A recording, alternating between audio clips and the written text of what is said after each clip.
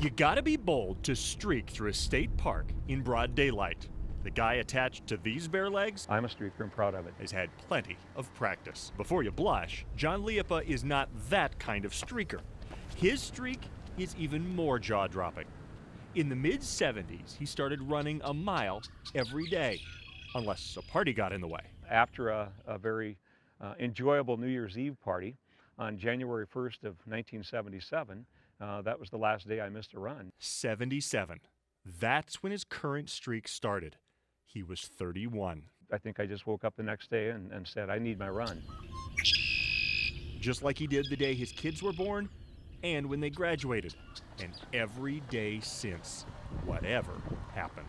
You've got to have a little bit of grit, and perseverance to keep this thing going. Even when he probably shouldn't have. But I actually ran, my mile on the 5th floor of a hospital room with permission of the staff.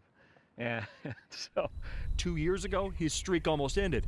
Internal bleeding will do that, unless you're John, in a gown, on a floor that loops. I put my Nikes on, and I counted exactly how many steps it was. There were hardly any patients on the floor, and they all got a chuckle out of it, and I got my mile out. Add up all the 40 below mornings and 110 degree afternoons, and this Saturday will be the 14,000th consecutive day John's run at least a mile. 38 and a half years. Only 13 Americans have a longer streak going. It's not an obsession if it's healthy and if it makes you feel good. He's run into a deer in the fog here at Lake Aquabi and been chased by a Minnesota bear.